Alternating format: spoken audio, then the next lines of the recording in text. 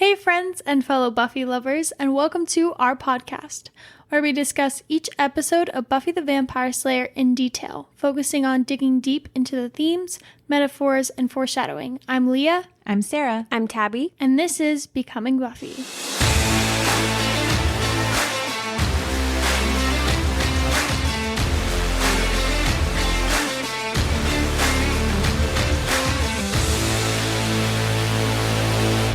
Hey guys, so all three of us have been talking and we just wanted to just have like a little portion of the episode just to talk about what's been happening this past week, everything that's been coming up. I think I can speak for everyone here and all the fandom. It's just been a very, very heavy past few days.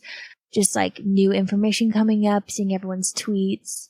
It's been really like emotional to see everything happening, and I'm very, very heartbroken for Charisma, everyone who's coming out. We, all three of us, have been thinking about it on our own, and we just like would like to come here and just like talk about it, just to get it out there, and just kind of discuss what our podcast will look like and how things will be kind of slightly changed in how we talk about the podcast and how we kind of break things down. It's not going to be anything major, but we just felt like we should just be honest about it and see where we're coming from and what we're going to be changing a little bit about it. And just I feel like the Buffy fan base is just, they care so much about the actors and all the work that they put into it, and it just like breaks my heart knowing that people that we care so much about were going through so much behind the scenes and we didn't know about it. So I'm so proud of Charisma, and I'm so proud of all the people who are coming out about it, and I believe them, and my heart breaks for them. Yeah, absolutely. I think I've been listening to a few interviews and stuff just from the past, and it's interesting. A lot of the actors all say the same thing about their fans. They say Buffy fans are incredibly loyal and they're really intelligent, which I'm like, oh, thanks, guys.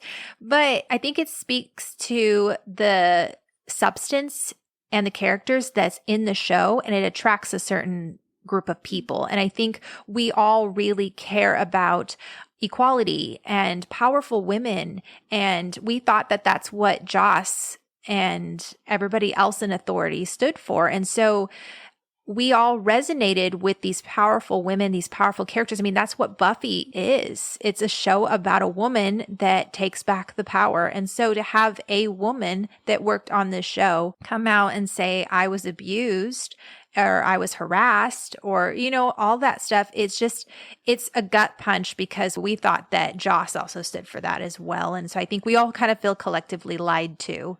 And then on top of that, it's just hard. We love Charisma and we love the rest of the actresses that have spoken out. And so to hear that they were in a work environment that was not safe or was not healthy, to make a show that we all love, it feels, I don't know, it feels dirty and it feels wrong. Like, I feel bad. I'm like, man, they did that for us, you know? And I just like, Charisma didn't have to speak out about it. And the fact that she did, and it's been so long, I can't even imagine the stuff that she's gone through and how hard it was for her to even speak out on it.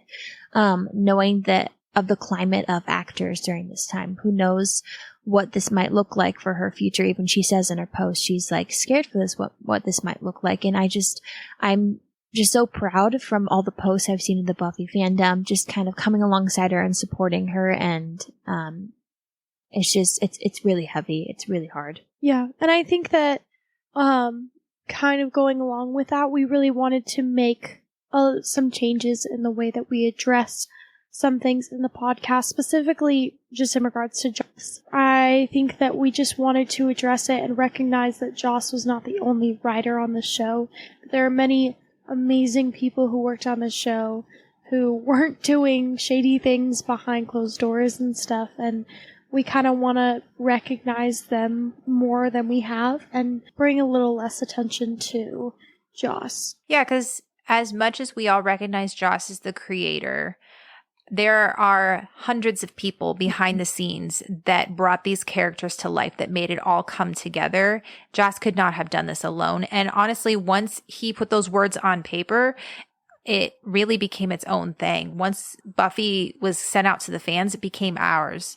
And so I think that it is, and I've seen this circled around, and I'm sure that you guys have too, it is okay to still love Buffy, even after the horrible things that Joss did. And so that's something I've been wrestling with a lot this past week, because I'm like, man, like, is this tainted? Do I really want to keep talking about this? Because we have a podcast, for Pete's sake. Like, do we want to keep talking about this when these horrible things happened? And I'm like, yes, because Charisma stuck around and kept doing it because she loved the character of Cordelia. And she came back because she loved the character of Cordelia. And so I think that we're talking about the podcast because we love the characters and we love the actors and actresses that brought them to life. And the actors themselves made the characters three-dimensional. I saw a post where it was like someone can write down a character and it can seem amazing, but it, once given to the right person, can either make or break it. And every single person poured their whole heart and being into every character, and we saw it. That's the reason why we love the show. If Joss created it and different actors came in, it would have been a completely different show. We might not even have this podcast here, but it's because of Charisma. It's because of Sarah. It's because of all these people that made the show great and their hard work into the characters. Yeah. So going forward, we're still going to mention Joss simply because I don't think it's completely possible to talk about these things without Joss being here. But we're going to really, I think, dial it back, try to really talk about the characters, the actors, the other writers, wardrobe, lighting, all that other stuff, and maybe bring less attention to Joss. But I think also too, highlight maybe instances where we're like, hey, I could see how Joss's horrendous, ugly behavior maybe affected, or even his values affected the writing of this character, affected the way he views this subject. And so I think that it's another layer and another way that we can kind of look at things. So all that to say, we're just going to try really hard to be mindful of that going forward. And I think ultimately our goal is just to show that we don't agree with what has happened, and that we do not want to support someone that would be okay with doing those things and would do those things and treat people the way that he did. We support the actors and the actresses who went through these awful things. And we love Buffy, and we will talk about Buffy, but we just are going to choose to try and look at it separate from a man who did awful things. So normally this would be the part of the episode where we would tell you, hey, this is the spoiler-free section, and the spoiler section is at the end of the podcast. That's the second part of our news. We are actually going to be splitting up the spoiler section and the spoiler-free section into two separate episodes. They will be released a week apart. So this week you will have the spoiler-free section of Lie to Me, and next week will be the spoiler section. The reason for this is, as you are well aware, I'm sure, our episodes are getting longer and longer. And in an effort to curb back the amount of listening time in an episode, we want to split them up just so that we make sure we're not cutting out any important information and you guys are getting all the information that you need, and that we're not making our episode unnecessarily long. And then on top of that too, just, it's a lot of work to edit and stuff. So this will allow us to continue to release an episode every week, but it's just going to be slowed down slightly. But that also means you guys are going to get more in-depth analysis. You're going to have more stuff in it. So if you want more in-depth of each episode, way more of our annoying voices off of one specific episode, you will be getting that whether or not you like it. But yeah. But also we want to give you guys the best possible content. We don't want to feel like we're rushing through anything. We want to feel like we're giving you everything that we can find. So with that being said, this will be the spoiler-free section, and next week you guys will get the spoiler section, and that will just kind of be what we're going to do each week. So without further ado, let's get into Lie to Me. Such an enticing episode. I know. I feel like this episode is highly underrated in the fandom. Like, I don't hear it referred to very much. Like, people love School Hard and Halloween and all the episodes in the future that I cannot mention at this present time. But this episode is one of my favorite episodes of this season. And that is saying something, because this season has so many good episodes. Yep. I think, like, if everyone's watched this episode up until this point, I hope they have. But it just really takes such a hard turn at the end. And it's one of my personal favorites, like, of all time. I don't know if it would make it into my top 10 just because there's top 10s are like the holy grails. Like, you don't touch those. But this episode is just, it takes a turn that you're like, wow, like, Buffy's gonna have to face a lot of hardships. Like, she's getting older. She's going through a lot of things. Like, it's not as easy as it used to be. And just, it deals with really, like, hard themes. Yeah, I definitely agree. I think that this episode would probably be, like, in my top 20 episodes of the show. Like, it's just very, very good. It's very well done, especially since it is only in the second season. Like, it just has so much depth that I feel like we've been missing. Not necessarily missing, but more so, like, not as developed. Well, it's just adding another layer to an already complex and deep show. Yes, no, I agree. Before we get into the episode any further, just wanted to say that you guys can also find us on Instagram, Becoming Buffy Podcast. And you can also email us at becomingbuffypodcast@gmail.com. We love hearing from you guys. And as we get further and further along into the show, the themes become a lot deeper. And some of the questions that are asked of the characters, some of the things that are just happening become really interesting to talk about.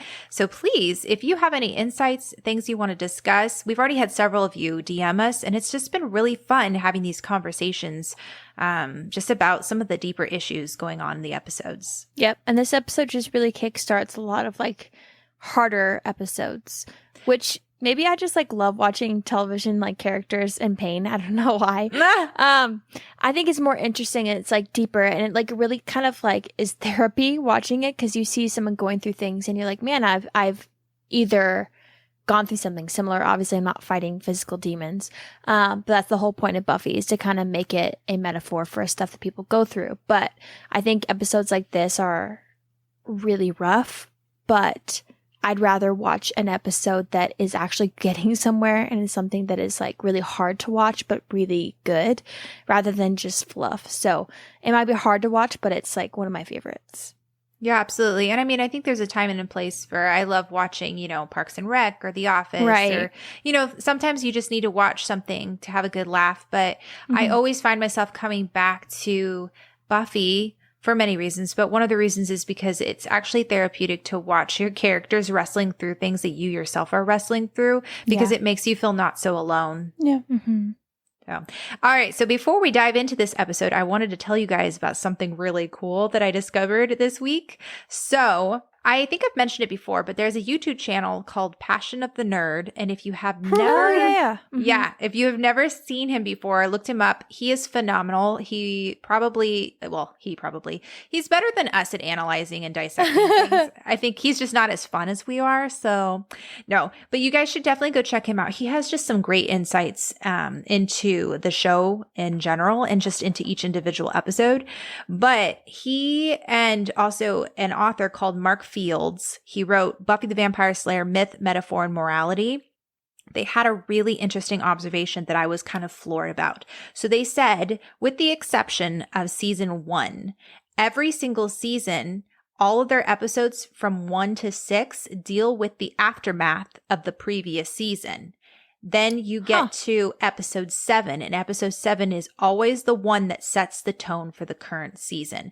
So if you remember, episode 7 of season 1 is Angel, and it's the one that kind of kickstarts, like, Buffy's gray area, like kind of dealing with her relationship with Angel, which is kind of you can tell is building in season 2. For this one, the 7th episode is Lie to Me, and I really believe that Lie to Me is pivotal. And when we get to the spoiler section, we'll talk about that's what season 2 is. Literally. Yeah. But, and once we get to the spoiler section, sorry for all of you who are not there yet, we'll obviously talk about some other episodes in further seasons that are the 7th one, and then kind of push the season along. But I just thought that was a really interesting insight, and I fully agree with it. Yeah, and something to be on the lookout for when we're entering other seasons is be prepared for episode 7. Yeah, so Lie to Me is just definitely pivotal for the season. Not only that, but it's pivotal for the entire show, because its theme is very much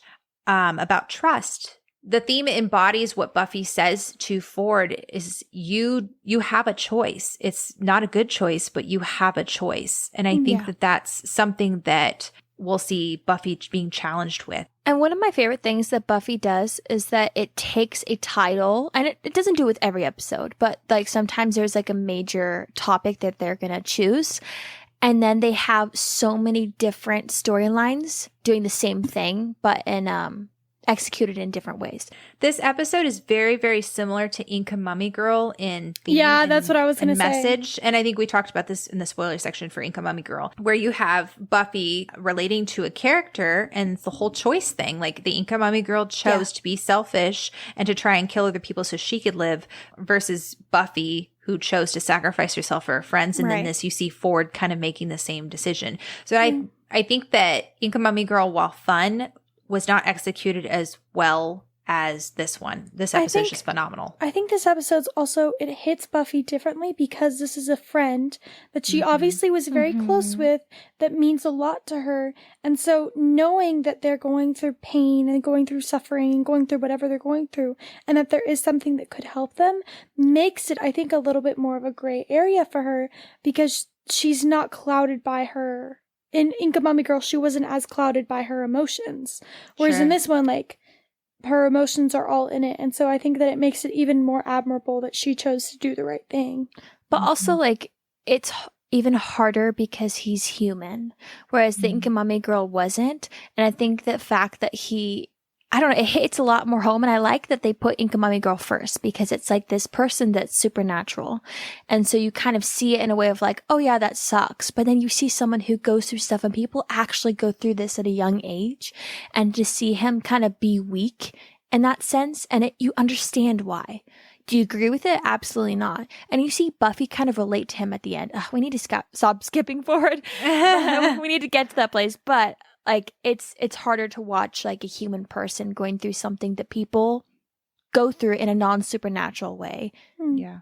All right. So season 2, episode 7, Lie to Me, written and directed by Joss Whedon, and it aired November 3rd, 1997. And we talked about before how the episode is similar to Inca Mummy Girl and Message and stuff. But I think one of the things that makes this episode a little bit better than Inca Mummy Girl is it not only has a great message, but it incorporates Drusilla, Angel, and Spike in a way that Inca Mummy Girl didn't. Yeah. Which makes it that much more interesting, you know? Yeah, because you're actually bringing in the interesting characters. Yeah, I think absolutely. Inca Mummy Girl was more gang-centric, and this one incorporates everybody. And you learn more things about Angel's past, you learn more things about Drusilla's. Like, there's a lot more that you learn about in this episode. Yeah. I mean, Jenny's in this one, and she wasn't in the Inca Mummy Girl one either, you know? So this episode is really interesting because we're watching the gang's trust slowly breaking down. We had Buffy lie to Giles and Reptile Boy. Willow and Buffy stole the diaries from Giles in Halloween.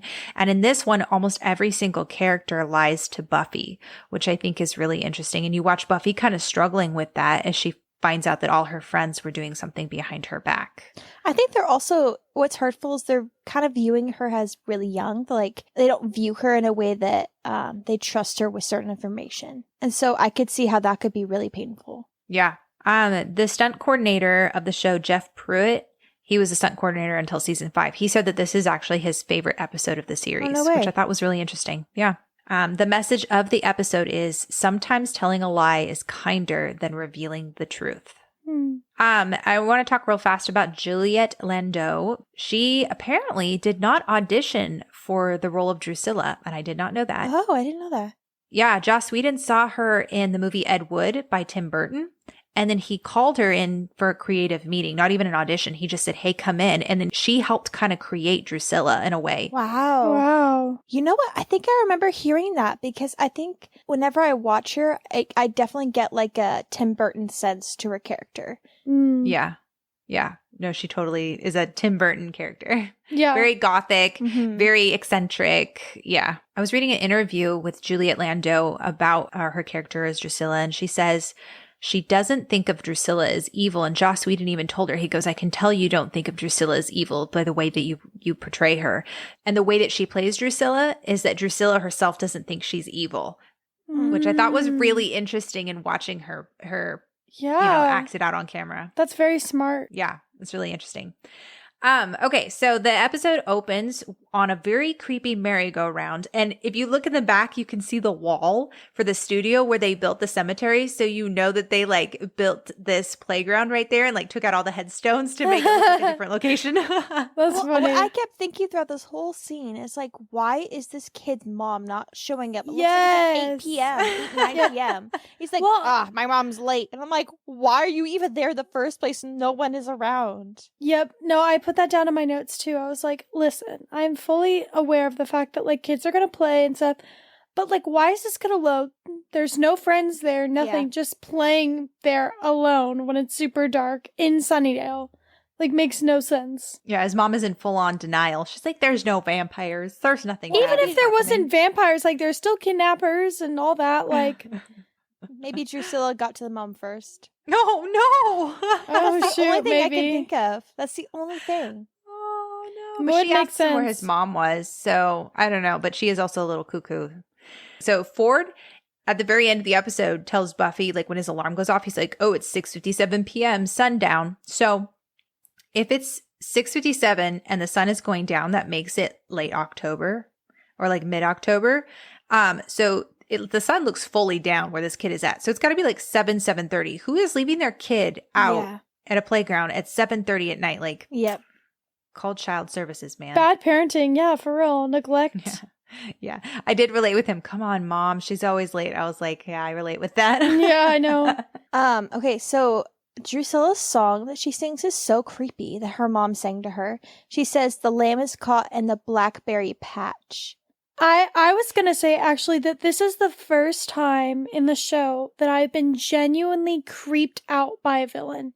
Like, the Master doesn't scare me. He had scary aspects, but he didn't scare me. Spike is scary in the fact that he's very unpredictable, but Drusilla is the very just creepy villain.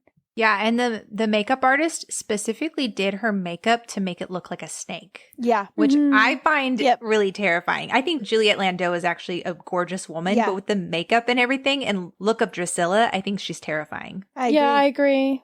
And the way that she appears in this episode, like you spin almost all the way around the little boy, and then when the camera finally stops, she materializes from the background, and it's so creepy. And I think I know they're playing into her mental state right now because she's wearing like a nightgown, but I think it's creepier that she's wearing that, but also the fact that she's wearing white and you pin around and you see the white dress first. If she was wearing black, I don't think I would have seen her. Okay, so she's not actually wearing a nightgown.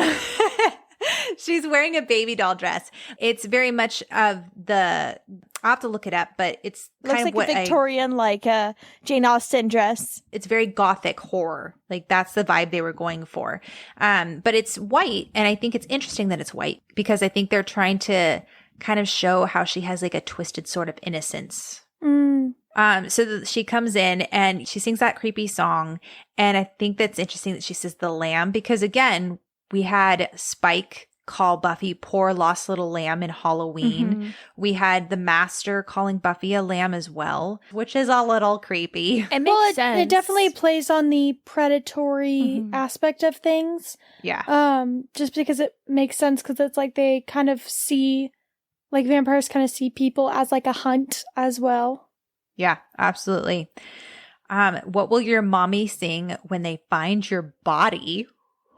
I know, terrifying. The kid doesn't even pick it up, dude. He's just stands there, and then Angel he's like, I'm not supposed to talk to people. I know, like, it's not strangers, it's goes people. Past it, and then Angel pops up, and he's like, run away. And Angel, even the way that he jumps in there too is really scary. It like is. How he just kind of pops in. There's like that jump scare.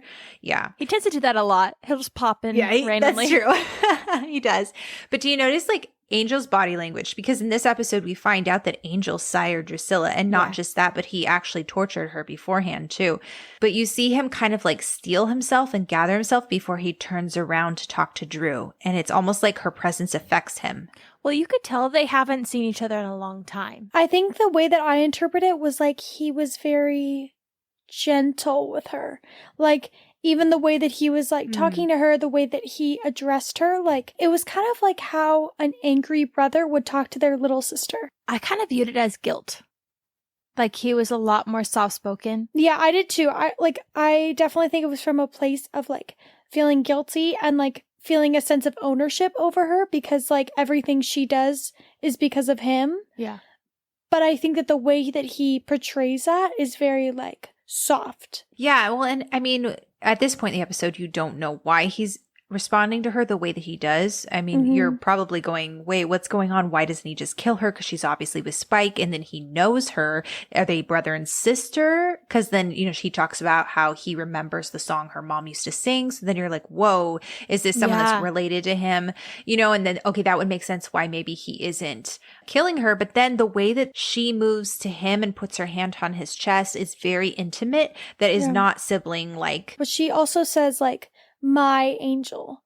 Yeah. She doesn't say like, oh, angel or anything. And like, he doesn't react as if like, well, like, I don't know, you like that. Like, it's very obvious. And I think that this is why Buffy gets upset because of the interaction. Like, it's very obvious that they have a very close history. Yeah, absolutely. Yeah. Her body language just screams intimate. Like we know each other. Yeah. And I agree with you, Tabs. Like there's definitely guilt. You can see that.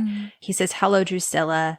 And then she says, do you remember the song Mommy used to sing to me? He says, I remember. And he just looks really sad in that moment. Yeah. Well, he tells her, he's like, you and Spike should leave town. And she's like, or what, you'll hurt me. And then he kind of like looks down, kind of looks like sad, like he remembers. Yeah. And then she's like, no, you can't, not anymore. Which is such a double meaning because one, he can't hurt her because now he has a soul and a conscience. But two, he can't hurt her because I think now he has guilt too, you know, and because of Buffy, like she talks about how he can't hurt her because of Buffy having such an influence. Yeah, his heart stinks of her. Yep. I love this transition when he says who, and then it pans up and then you hear the voiceover, the Slayer as Buffy's walking up in the dark on the rooftop. So good. She says, poor little thing. She has no idea what's in store. Oh, if that's not ominous, I don't know what is, man. Then Buffy sees Angel and Drusilla looking, you know, close. And you can tell it bothers Buffy. Angel says, this can't go on, Drusilla. It's got to end. And she says, oh no, my pet. This is just the beginning. It's interesting that she calls him my pet because that's what Spike calls her.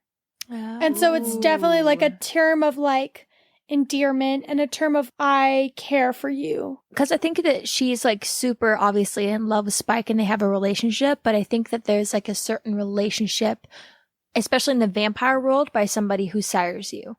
So I think it's like she views him as somebody who's like, I don't know, just means a lot to her. They have a history. They have a past. Yeah. So by her calling him that makes total sense. Yeah, no, it really does. Yeah, and I wrote intentionally written to sound like maybe Angel is having a relationship with Drew. Either way, there's a history there. So we go to the school hallway, and the scene is just cracking me up because Jenny is going to take Giles on a secret date, and Giles wants to know what to wear, and she's like, do you own anything else? I feel for him because, like, I hate surprises, and so I would hate, like, having a date where they're, like, not telling me what it's about because I'm like, well, it's fair. It's like, what shoes do I wear? Are we going to be walking around? Are we going to, like, if we're going to Disneyland, I want to wear something that's comfortable.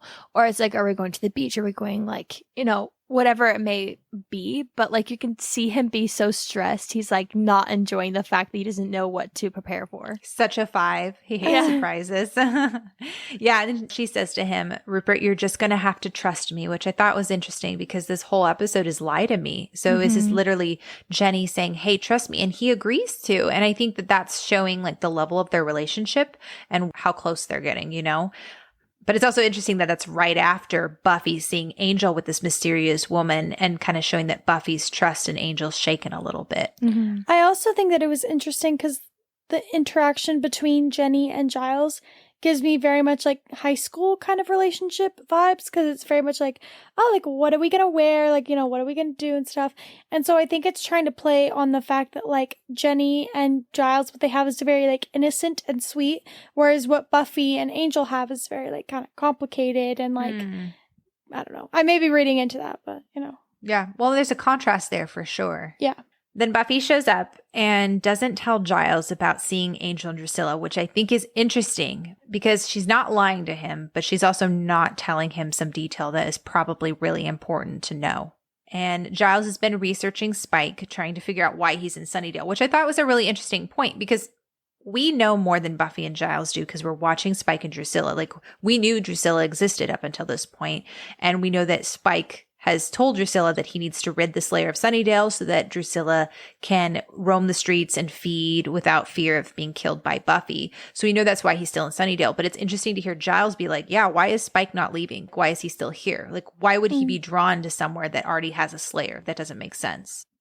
Buffy is just really reserved during this whole encounter. And I think that props goes to Giles for recognizing that, because sometimes his head can be in the clouds so much. Yeah. But the fact that he notices that Buffy is glum, as he puts it, and then he says, you can have the night off. I noted that. That's so sweet.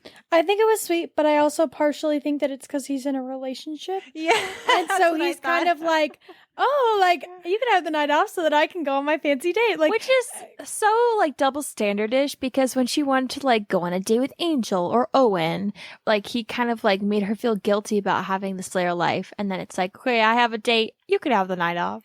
I kind of saw it differently, because he doesn't have a date with Jenny that night. It's the next night. And he was telling Buffy she could have that night off. Got it. I don't think he's letting her have the night off because he wants to go on a date. I think he's just letting her have the night off because since he's in a relationship, he's a little bit more mushy-gushy. And so he's kind of like, everyone gets a night off. Everyone should have that. Like, his head's kind of in the clouds. No, absolutely. But I think I think Jenny has been really good for him. Yeah. Because in the first season, we saw him so stuffy. We saw him like all about watch our Slayer. Like, we don't have time for fun. And this one, you see him like going on dates and like loosening up. And he's learning to get into Buffy's world a little bit too. And I think that it shows progress in their relationship and Buffy and his relationship, that he sees that she's not having the best time, and he's saying, hey, go spend time with Angel and have the day off, you know? So I think that that's just showing progress in their relationship. Yeah, I agree. And then Buffy, of course, is like, oh, I don't know. Angel might have other plans. And then walks off, and Giles is like, that seems odd. Like, normally she would just jump at the chance to have the night off and spend time with Angel. So, of course, they're all back in class again. And, of course, it's history class because, you know, we all know Buffy struggles with history. I know, her ongoing battle with history class. And Willow and Buffy are passing notes, which I just love moments like this because it feels so real. It feels very high school. And this is definitely something that would have happened, too. Oh, yeah. Totally. Willow says, do you know who she was? And then Cordelia, this feels like out of mind, out of sight. I just don't know why everyone was picking on Marie Antoinette. I can so relate to her. She worked hard to look that good and people just don't appreciate that kind of effort. And Xander's over there. His face is so funny. Oh my gosh. He looks bored to tears, but also kind of like he can't stop watching Cordelia because he can't believe what's coming out of her mouth. I know. And I mean, once again, we're seeing Cordelia make everything all about her, but in the most ironic way possible. Mm-hmm. And then Buffy writes back to Willow, says, dark hair, old dress, and then double underlines the word pretty. And then Willow asks vampire. And back in the hallway, Buffy says, I don't know. They seem pretty friendly. And you could tell she's being intentionally vague because she doesn't want Xander to know. Yep. And then he pries right into it. He's like, talks about how he gets a happy knowing Angel's doing something wrong. I will say I hated that line, but you do see Xander trying to cheer Buffy up. And so he's like, let's go to the bronze. Like, and he's trying to like make a joke out of it and be like, we're going to dance or we'll mope or whatever. And so like, yeah, there's a little bit of selfishness that spills in there, but I think that overall he is trying to be a good friend. Yeah. Yeah. And I think we're going from like overt hatred of Angel now to just like snide passive aggressiveness, which I'll take the downgrade. Yes, I agree. Then Ford shows up and he says, I'd suggest Oreos dunked in apple juice, but maybe she's over that phase. Okay. Ew. Hang on. It just reminds me of brushing my teeth and then having orange juice afterwards. Ew. It's like the same type of gross. That's what I was thinking. Either way, though, like I've never been a fan of like dunking any type of food in anything. I remember when I was like first grade or something, I was like with a bunch of kids and then one of them put all their goldfish in a cup and then put water in it. Okay, well, that's gross. And I literally think about that every single day. Like I was in first grade and I was like, ew. Like, this is putrid. Immediately. Yep, I think they were like, it goes down easier. And I was like, ugh. So Okay, but that just shows an inherent design flaw on the side of people. Like, okay, toddlers are going to be eating this food. Why would you make it fish? Because they're going to want their fish to swim. It's just soggy and gross. Either way, I digress. So we know they've known each other for 7 years. She said that she had a crush on him in 5th grade. And then he said he was a big 6th grader, so he's got to be a year older, so he's a senior at this point. That's so weird for him to come in like mid-year, senior year. So like, that already seems kind of fishy. That's not really fishy. I mean, it sucks, but oh my gosh. Fishy. It's definitely like weird, but there was a lot of people when I went to high school that would transfer because they moved or because of whatever. So like, it's nothing suspicious. I think it's cute how excited Buffy is to see a childhood friend, which we're all like, oh no, he's gonna die or he's the villain. Or both. Yeah, exactly. I wrote down the parallels between Buffy and Ford and Angel and Drusilla are really interesting. Yep. Because here's someone from Buffy's past. I mean, he was a crush, but still like someone she was romantically interested in. And then you have Angel and Drusilla, and then how that kind of overlaps through the rest of the episode is just really interesting. Well, I was watching a YouTube video, so I've been really into like watching first-time viewers of Buffy like react to certain episodes, and so I watched the Lie to Me one today, and the girl like brought up a good parallel. She was like, oh, it's really interesting that they showed both Angel and Buffy's past people in their lives pop in this episode and then not share a lot of what's really going on to other people around them. And so there's just a lot of different parallels. Some of them kind of cross a little bit, and other ones are a lot more like, oh, this is rough to talk about. But that's just really interesting. I didn't think about like this is the episode where you find out about like Drew and Angel, but they're both people from each other's pasts. Yeah. Well, and it makes a lot of sense because Buffy's like, I can handle it when she wants Angel to tell her about Drusilla. And by the end of the episode, Buffy's going, man, like, I just don't know if I want to know some of this stuff. Yeah. So Xander doesn't look too pleased that Ford is there. Shocking. Yeah, I know. We're all shocked. Yada, yada. Moving on. And then Buffy talks about how she moped over him for months. I laughed so hard when she was like, I cried to that one song that's called like Touch Me or whatever. She's like, I didn't know what it meant. She's like, I think it's funny afterwards. Willow's like, that's what that song means. Yeah, you can see her over there like processing for like 10 minutes. Yep. And so then she invites Ford to the bronze, and he's like, but if you guys already had plans, would I be imposing? And Xander's like, only in the literal sense. So they cut to the bronze and they're playing pool, and he jokingly talks about how he knows all of Buffy's darkest secrets, which he wasn't lying. It's funny to me though, because if you guys watched when Ford goes to kind of like hit one of the balls, he moves the cue and he misses his hand and it kind of like hits the table and then he has to like move it back. I don't know if it was on purpose or whatever, but he like, because you're supposed to put it like on your hand and then kind of like shoot, and he missed his hand and then he had to like, it was like this awkward moment. Go back and watch it. I laughed, but he like misses it and then he like has to like put it back and no one like reacts, but it's just like really, I laughed so hard. Yeah, and I think it's interesting that he talks about Buffy's beauty pageant swimsuit competition, because when Buffy filmed I Know What You Did Last Summer, right before this season came out, there's a part where that character is in a beauty pageant and it's a swimsuit competition, really? And the character loves her hair and ends up getting it cut in the movie that sucks. by the bad guy. Yeah. And Ford, you can't touch me, Summers. I know all your darkest secrets. And Xander's over there like, care to make a small wager on that? Like, if I was Buffy or Willow, I would have like kicked him under the table and been like, you seriously need to stop. It is not your secret to tell. I actually will say though, Xander in the scene had me dying. Like he was you're not wrong. No, yeah, he was really funny. Like he just was very like dry and subtly like taking jabs at him, but it wasn't like super obnoxious, annoying. It just kind of it was funny. Like I really liked it. Well, I think he was taking pleasure in the fact that Ford doesn't know, or at least he didn't think that Ford knew, and so he's kind of like saying things that Ford would think he was agreeing with him. Yeah, but in actuality, he's like making fun of him. Yeah. Xander's inside joke with, breaking the fourth wall with the rest of us. Yeah, Xander's inside joke with himself. Yeah, right. And us. And Willow just ignores him the entire time. She's like, whatever. Yep. Buffy runs into Angel, and then she kind of gives him the cold shoulder. Well, she asks him what he was doing that night. And then he doesn't like tell her anything. He's, I just stay home and read. And she's like, oh. And then she just kind of like walks away and he's like, and so he just kind of awkwardly follows her back. Yeah, this part was so awkward because like she knows he's going to follow her. She knows he's behind her. And Ford's kind of like staring at him, says hi. And Willow does the really kind thing and like says hello.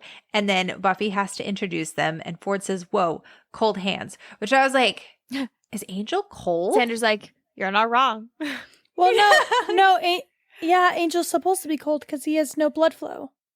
He's dead. I know, but like, how would that be kissing him? That'd be weird. Yeah, exactly. That is honestly, I will say, like, I love Buffy, but one thing I've never understood: one, how vampires can have sex.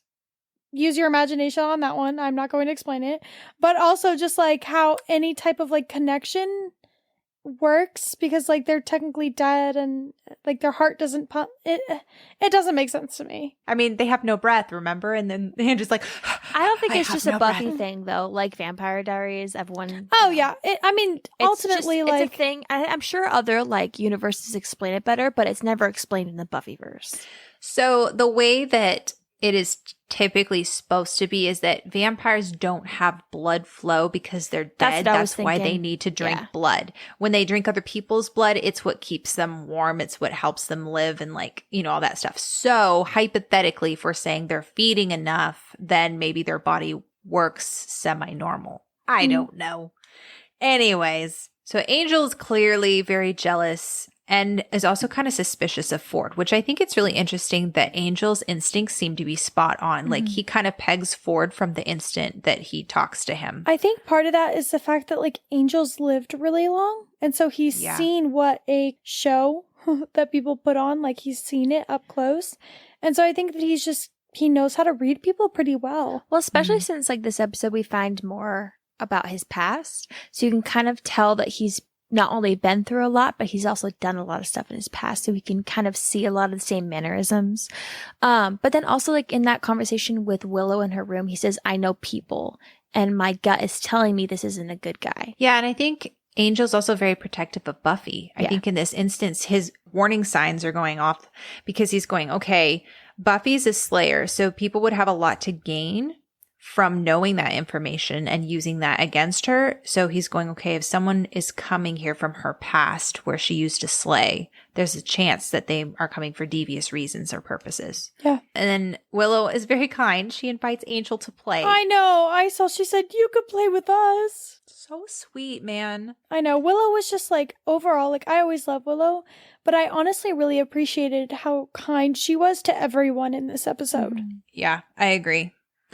And then Buffy says, you know, it's getting really crowded in here tonight. I'm a little hot. And it's so awkward because she's like in between Ford and Angel. And I just got flashbacks from Owen. Yes. And then it's just awkward. Like they're both just like staring at each other. And Angel's like, you could see his brain like calculating. Yeah, processing. And he's like, so he just moved here? And Xander, yeah. And boy, does he move fast. Yeah, I love that line.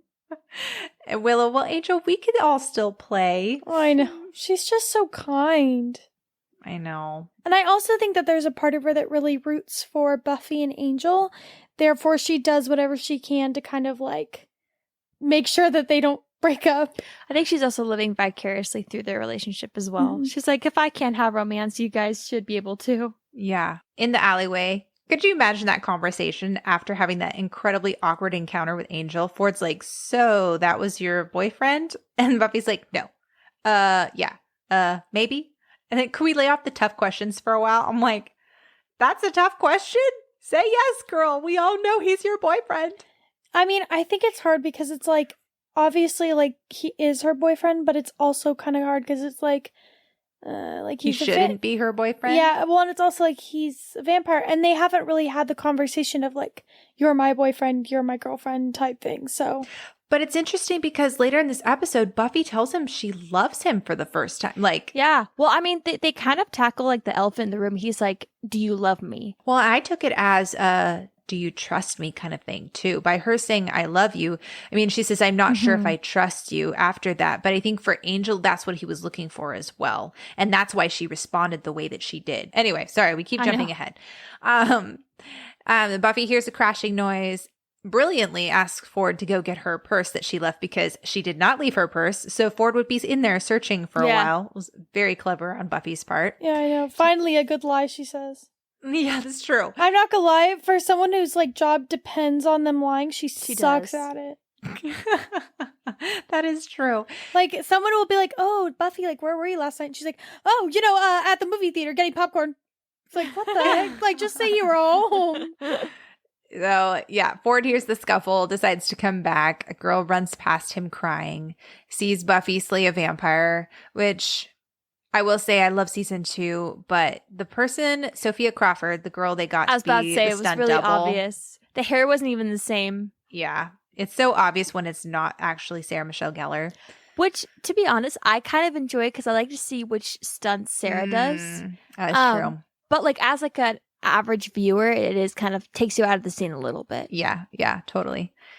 So then Buffy again gives a feeble excuse about cats and how like they were fighting or something. And then Ford reveals that he knows she's the Slayer. And I thought it was interesting. He didn't just say a Slayer. He says the, which means this dude has done research. Yeah, he knows. Yeah. Well, to be fair, I feel like if you're going to be a vampire, you really should read up about vampires. And I feel like the first thing you would find out when you look up vampires would be the Vampire Slayer. Yeah, no, that's true. But I just think it's interesting, like from her standpoint for Buffy's, she has no clue this guy has any knowledge. And he says the Vampire Slayer. That should be like a huge red flag, I think. I feel like it should be a huge red flag that he just knows in general. True. Yeah. And he waited like 2 years to come find her and tell her. Yeah, I would be like, that's cool that you know, but like, how and why do you know? But also, why are you here then? Like, Yeah. there must be a reason why. I mean, if you're friends with someone for 7 years, though, my immediate thought wouldn't think, oh, he's doing something that's sketchy. I would probably want to believe him. So it makes sense. Yeah, but if you're a Yeah. vampire slayer, you might, be a little bit more aware of people's bad intentions. The way that they shot this episode is just really well done because they utilize their scenes where they have to do exposition. So they utilize the scene where Buffy and Willow are on the phone talking to each other about Buffy's conversation with Ford. And I love that because you get to see enough of Buffy's relationship with Ford, but what you're really establishing is Buffy and Willow's relationship. Yep. Instead of having that conversation through Ford, a character that we're only supposed to care about for this episode and not any further, you save that important conversation for with Willow, who we want to see that her and Buffy have a close friendship, Yeah. And I like that we're seeing more and more of like Buffy and like Willow just like hanging out and talking as like best friends would. Yeah, absolutely. It's just, it makes things real and it's just really cute. So Ford found out that Buffy was a Slayer right before she got kicked out of her old school at Hemery. And then Willow asks if it is neat and Buffy thinks it's easier since he won't figure out her dark secret. Dun, dun, dun. This makes so much sense though, because like taking him out of it, it makes sense that there would be some creepy, weird fan club for vampires in Sunnydale. Because like, yeah, right? people will idolize and worship anything. But it also just makes sense that people would, one, be aware of vampires, but two, be curious about them. Yeah. But also, like, it makes sense. Like, sometimes, like, they can kind of put things into episodes a little bit where I'm like, it only makes sense for the plot, but doesn't really make sense for the show as a whole. But I will say this makes sense for Sunnydale because since people don't really see people get dusted and there's this whole like, are they real or are they not? It makes sense that there's going to be this huge group of people who are going to be attracted to that. And then they can make up stories in their mind to make them seem good and make them seem like something that they want to be. Yeah, it's part of the denial process. Which is another foil to this whole episode talking about how people lie to themselves. And so they're sitting there and they're lonely and they're sad and then they're just kind of grabbing onto this hope of something that they think will help their life be better, which is a lie. Yeah, absolutely. I wanted to talk real fast. So when Ford enters into the club, there's like a really cool song that plays. So when this episode was first broadcasted, they had a different song that played. It was supposed to be Neverland by the Sisters of Mercy from their album Floodland. In later broadcasts, it was replaced by a track called Blood of a Stranger, which was especially composed for the episode. It just came down to copyright issues. But I think that's really interesting because I'd love to get my hands on that first recording and see like what that song was. Or I guess I can look up the song. But I would be interested to see it in context with the scene. Yeah. Because, I mean, we've definitely seen that music is purposeful in this show. Mm-hmm. Yeah. I've seen this episode so many times, and I feel so embarrassed to say this is the first time I've noticed that Ford takes pills in this scene. Really? Yeah. Yeah, I've never noticed that. Oh, wow. I didn't know you didn't know that. There's a lot of hints. And Yeah. even he coughs a couple times throughout the episode before and like I noticed the coughings, but he does it while like in the middle of a conversation, and it seems very natural. So we see there's a solid metal door, and a man, Diego, in a blue magician-looking cape asks Ford how's it's going. Okay, so fun fact, the actor who plays Diego, his name is Jared Paul, and he wrote the screenplay for Yes Man. Oh, no way. He also played in Monk. He's Monk's Ooh. obnoxious, long-winded neighbor. I love the neighbor. Yes. Isn't that funny? Yeah, I don't remember his character's name, but I remember him. That's funny. Yep. This episode is full of some really interesting characters. I can't wait to talk about it. Okay. So yeah, Ford pulls out his pills, which he says is Ritalin, and then says everything is going to be fine. He says in 2 days we'll all get to do the 2 things American teens should have the chance to do. He says die young and stay pretty, which I felt like was such a callback to Prophecy Girl. She literally like died young and then was like, well, I'm still pretty, and then kills the master. Which, I mean, can also be seen to show that, like, their dream and fantasy, like, Buffy has kind of gone through, and they aren't what they seem to be. Exactly. That's a good point, Leah. And I think it's interesting that Diego wants to know the plan and doesn't know what's going to happen, which is the first clue that, I mean, you don't know what Ford has planned, but it's just, you're like, Ford's not telling them the plan. Yeah, he's using them. And then there's a vampire movie going on. It's actually Dracula playing, and he mouths, "You play your wits against mine, me who commanded armies hundreds of years before you were born. Fools," which I think is really interesting and foreshadowing the fact that Ford wants to be seen as one way. He wants to be the person in charge. Like he talks about, oh, this played out in my head, and just like a movie, and like he baits Buffy, he baits Spike even. Yeah. And at the end of the day, Ford is the one who's actually the fool, not all the people that he calls sheep, you know? But he views everyone else as fools because he's like, I'm the one who's controlling everything that's going on. I've thought about every single possibility. He thinks that he's really foolproof with all of his plans. Which is so ironic because it's like, dude, you aren't even going to be in control of your body when the vampire or the demon takes over, you know? You really have no control. He's holding on to any sort of life, though. Like, in his mind, he's like... Yeah, because, I mean, Buffy even tells him that, and I think that he just honestly wants to be alive. I think he doesn't care what the cost is, and I don't even think that he's really grasping that he won't be himself. I just think he's wanting to stay alive at any cost. Yeah, he's just desperate, for sure. I love this scene with Willow in her room. So she's upgraded her computer. Remember in I, Robot You, Jane, she had a desktop. Now she has a laptop. So Oh. fancy. Good for her. Angel knocks at her door, which I really love Willow's room. It is really cute and spacious. It fits her. She has doors that go outside. Like, how cool is that? Honestly, that's kind of creepy, though. My first thought would be, like, anyone could come in. That's true. I will say, though, like, this scene is really cute to me because, like, Willow just helps him, even though she knows he's kind of mainly doing it out of jealousy. Like, she helps him because she knows that, like, he really cares about Buffy. And so she trusts that, like, what he's doing is honorable. And it's just very sweet. But also, like, what's the harm of, like, actually researching somebody you know nothing about? You never know what's going to pop up. So, like, you might as well. I think it's such a foreign concept back then. It's so common now, but back then they were just discovering that they had access to the internet and to all those things and could look into people. And so it felt like an invasion of privacy versus now we kind of willingly put all our information out there for people to find and discover about us. But I love that Willow hides her bra when he comes in. Really? Yeah. I didn't even catch that. It's on the bed. That's funny.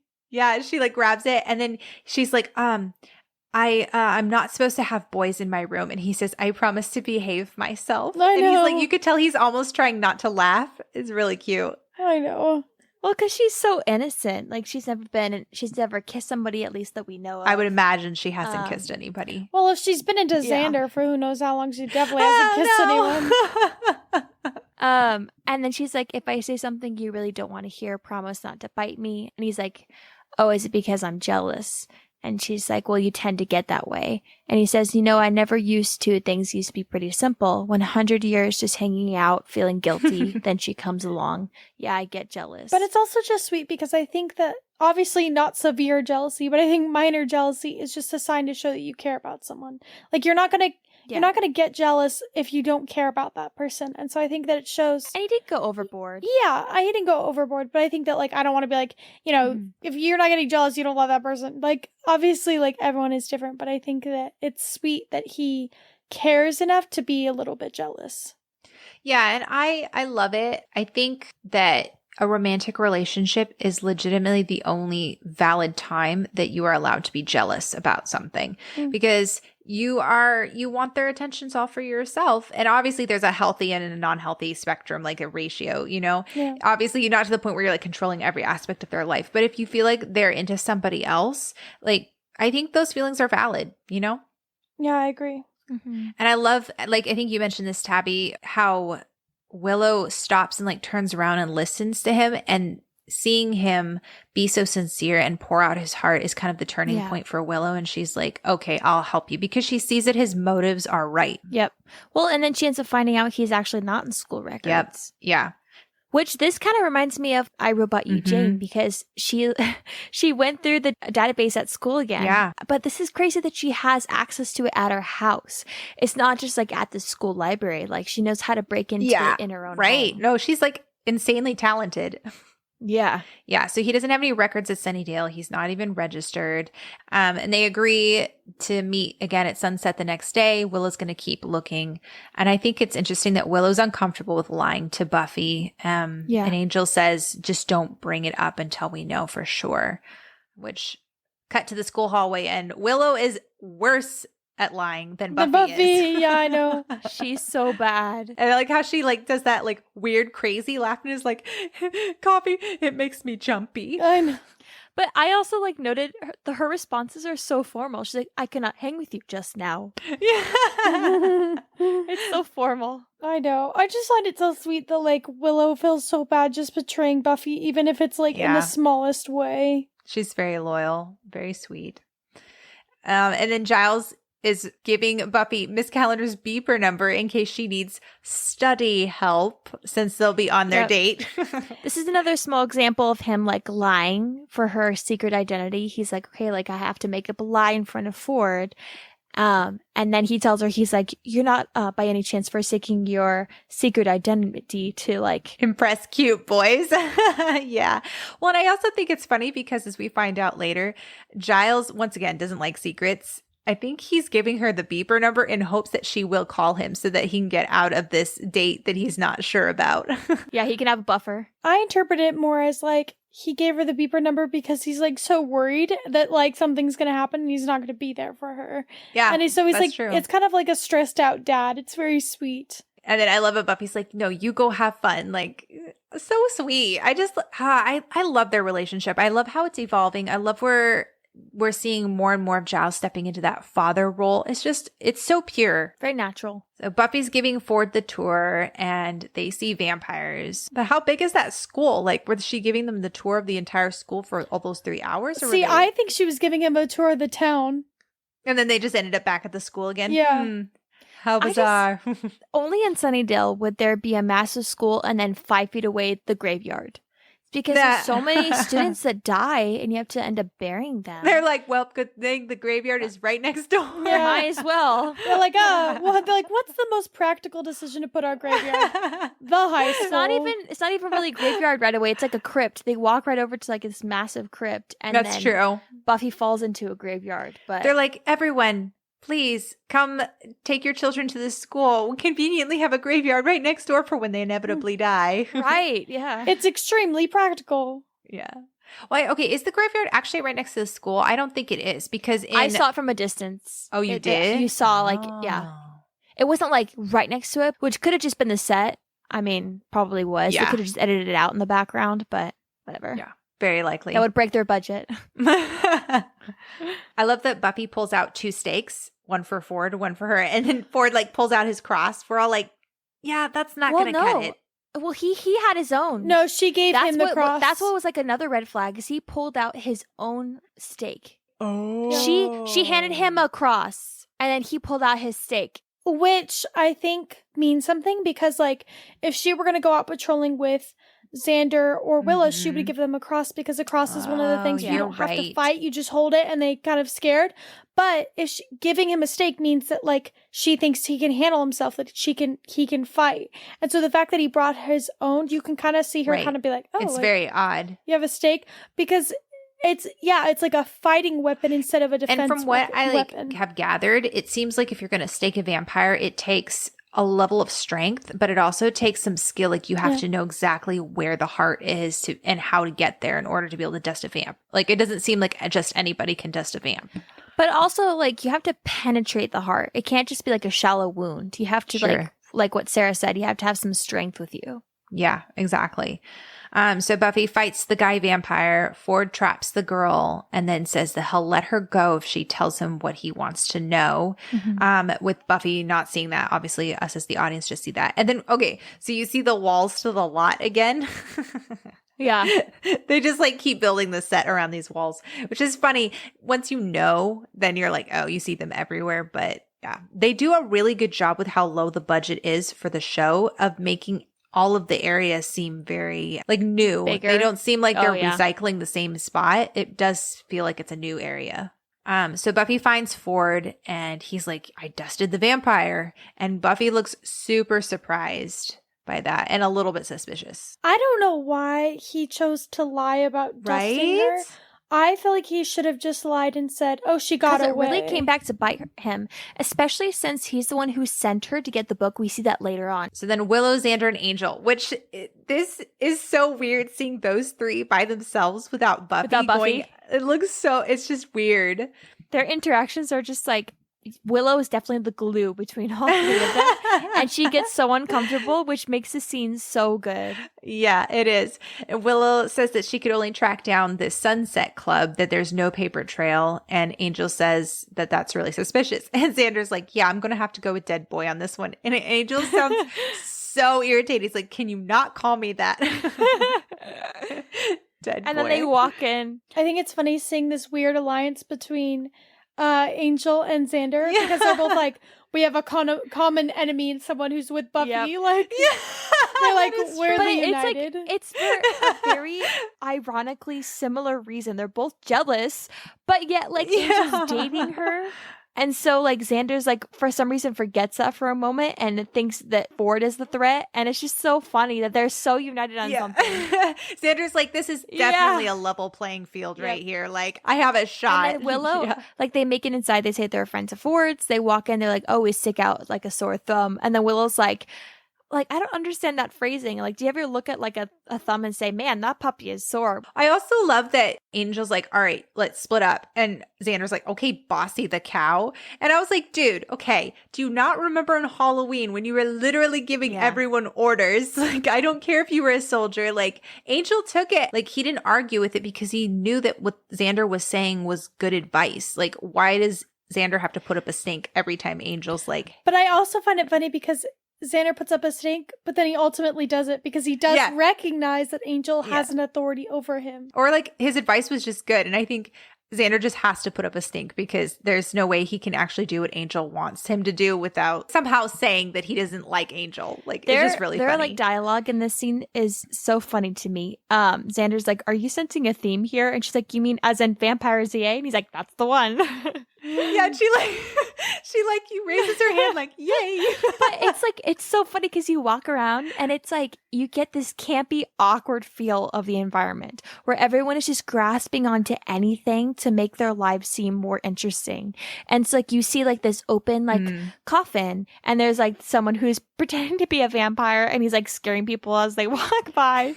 It's one of those like under budget like scare houses from like Halloween. That's like the vibes I got from it. Mm-hmm. Yeah. Fun fact, the vampire who says hi to them and waves to them as they're passing by is Todd McIntosh. He is the makeup supervisor of the show. He's the guy that like does all the prosthetics and all that other stuff. That'd be so fun. Whoa. Just be a background person. Just like throw me in whatever random scenes you want me in. Yeah. And he actually got a line too. So, I mean, Yeah. he got credited for the show. That's cool. Yeah.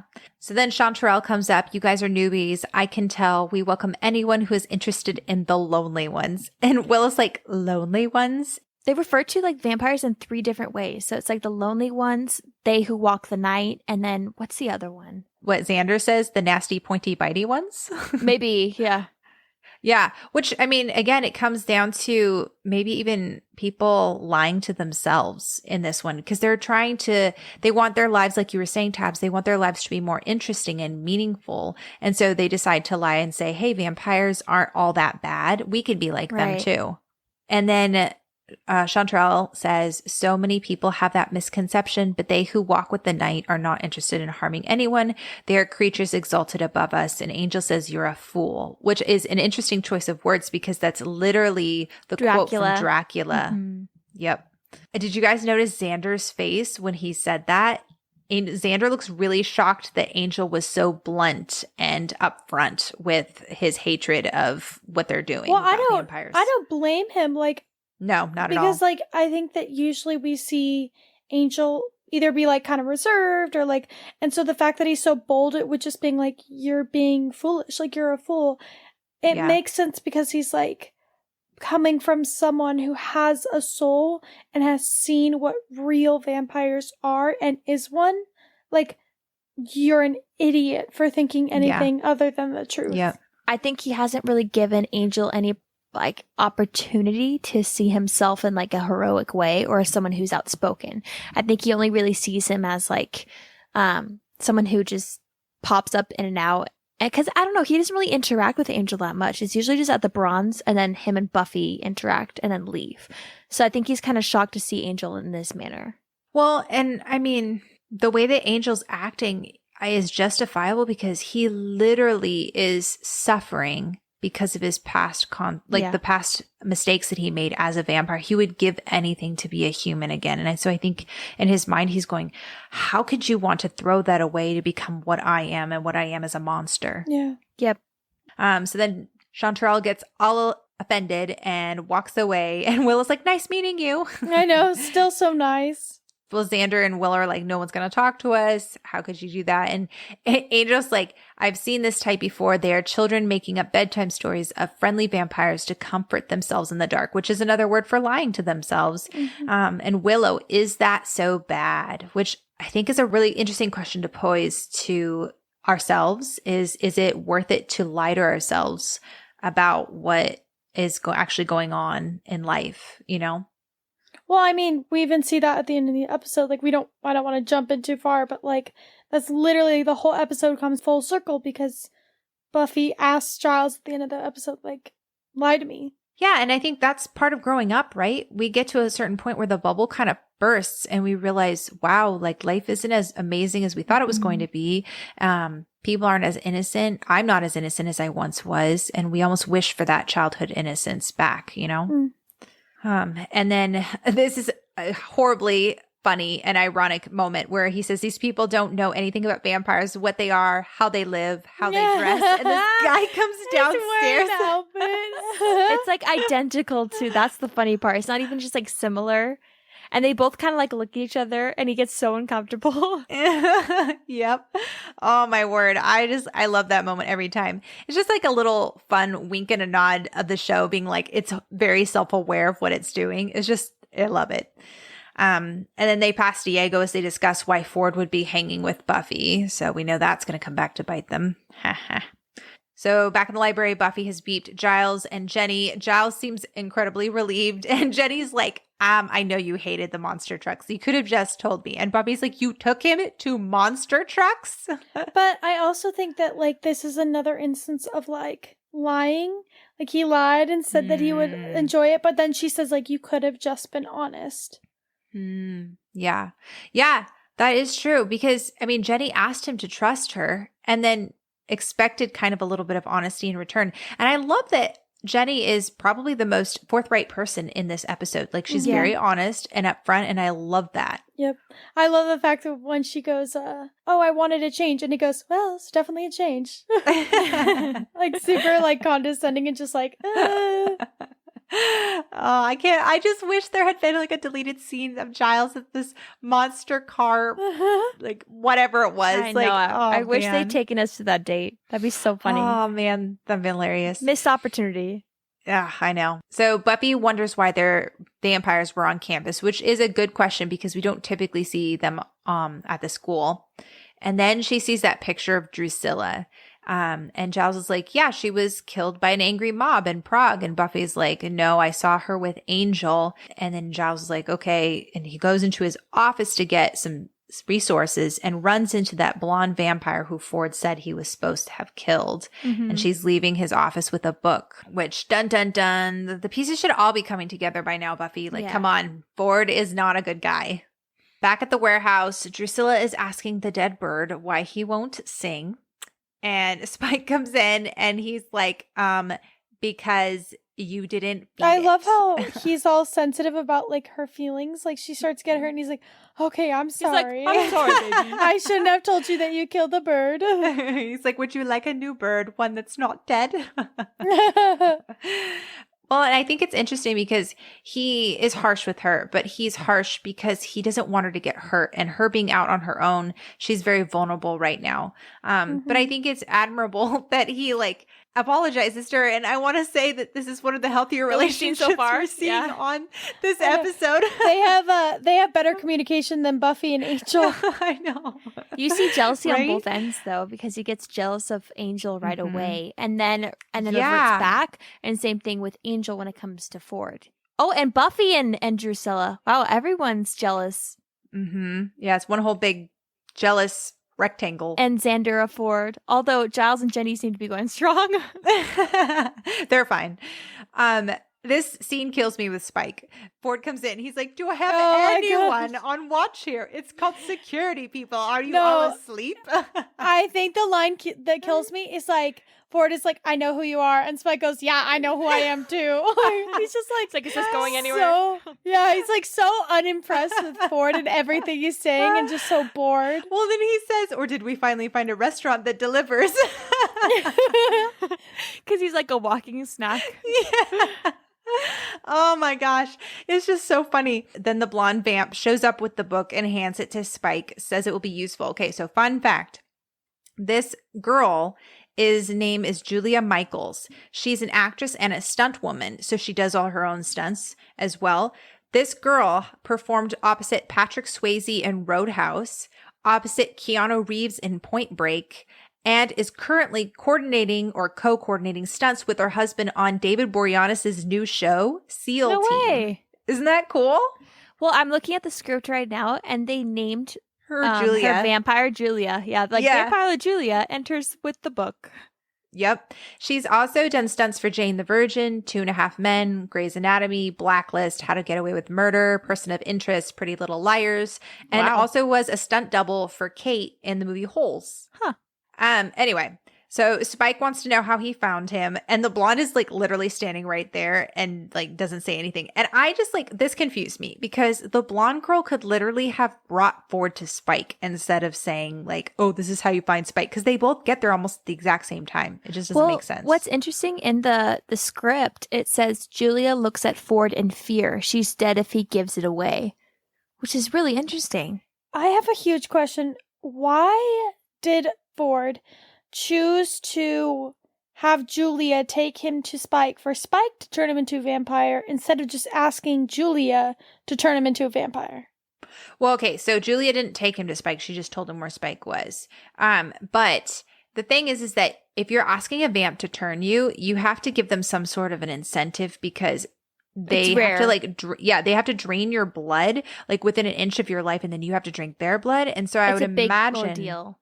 Yeah, right. It's a big deal, but like he also did say like it would be either her life or that, and so it's like I feel like But also Buffy was there. It's not like they could just do this whole suck fest and then Buffy come Buffy back. comes around. I was like, what's going on? Yeah, exactly. Right. And I mean, he's he's trusting. He doesn't want Julia to just kill him. He wants her to turn him. So like there's nothing in it for this vampire to turn him. She could literally just kill him and it would be no big deal, you know? So I think he's trying to sweeten the pot a little bit just to ensure that he actually gets to be a vampire. So I don't know. It's a good question, but I think Ford kind of likes the dramatics of it too. Like you can tell he has a way he wants it to play out, and he wants it to be someone who's powerful that turns him, not just their lackey, which is why he wants Spike to turn him. Yeah. Speaking of which, like, I know that we've talked about on the show before how turning someone can be a metaphor of an act of like intimacy or sex. And I think it's really interesting that he asks Spike to turn him and Spike goes, I just met you. I don't want to spend an eternity with you. Which is something you would say to like someone who's like, oh, I want to have sex with you. You're like, whoa, I just met you. Like, it's Spike kind of showing like, oh, I don't know you like that. We're not intimate like that. I feel like the only two reasons why vampires sire someone else is for a reason that they don't want to get their hands dirty. They're having someone else do for them because they have that sire bond where they'll pretty much do whatever they say. Or they're like, hey, I want to be with you for all eternity. Let's like hang out and do crimes together sort of thing. I don't think the sire bond is a thing in Buffy as it is in Vampire Diaries. I'm not saying it's the same thing. I'm just saying that like there is some sort of like loyalty when it comes to somebody who sires someone else. Yeah, I mean, I'm sure there's some sort of connection there for sure. Yeah. Ford says, I have something to offer you, and he wants Spike to do the whole theatrics of pulling out the watch and giving him 30 seconds to live, which I think answers your question, Leah, about not wanting Julia to do it because he wants the theatrics of Spike. And then says it's tradition. And Spike's like, I don't go for tradition. Like, I literally just killed a kid because I was like, we're done with tradition, you know? Yeah. And I think it's interesting that Drusilla wants to hear him out because, you know, she has the gift of foresight and premonition. I'm fairly certain that like she has these moments of lucidity where you're like, oh, Drusilla actually is intelligent and knows what she's talking about sometimes, you know? Ford offers him Buffy in exchange for becoming a vampire. And both Drusilla and Spike seem pretty on board with that. I think it's like insane that he came to Sunnydale with the plan of turning one of his old friends into vampires for him to become a vampire. Like, he reconnected with Buffy, had couple days of like regaining their friendship knowing again, she's probably gonna die. Yeah. Knowing that she's gonna die because of him. Like, that's awful. It is 1000% awful, but I also like in my mind watching this as a first time viewer, I'm like, there has to be some crazy reason to make him do something like this if they've been friends for so long. And this is one of those only times where I'm like, he's got to be so desperate and scared of just non-existing. So when he's so young that he's like, I'll literally do anything. Yeah. Well, I mean, there's layers because Joss Whedon wrote it. So obviously there's a catch. There's something else that's going on there. So then we see Buffy's kitchen and she's making tea and her outfit is so cute and her makeup, she looks so dewy and cute here. I love how she looks. It's just gorgeous. An Angel asks to come in. We need to talk. And Buffy's like, you can come in. He's like, I know. I'm just trying to be polite. I like the fact that he's just trying to show that he's as human as possible. Yeah. Yeah, absolutely. So then he tells Buffy that Ford is not who he seems. And I want to give props to Angel. Like, I understand him trying to be delicate about the situation, but I think that he gets credit for as soon as he knew what was going on, he went straight to Buffy. And I think that there's something admirable in that. And she says, well, who is these days? Part of her is just kind of like, man, like so much is happening that I wasn't expecting. And I don't know who to believe or what to believe at this point because he hasn't been honest with her about Drusilla at this point.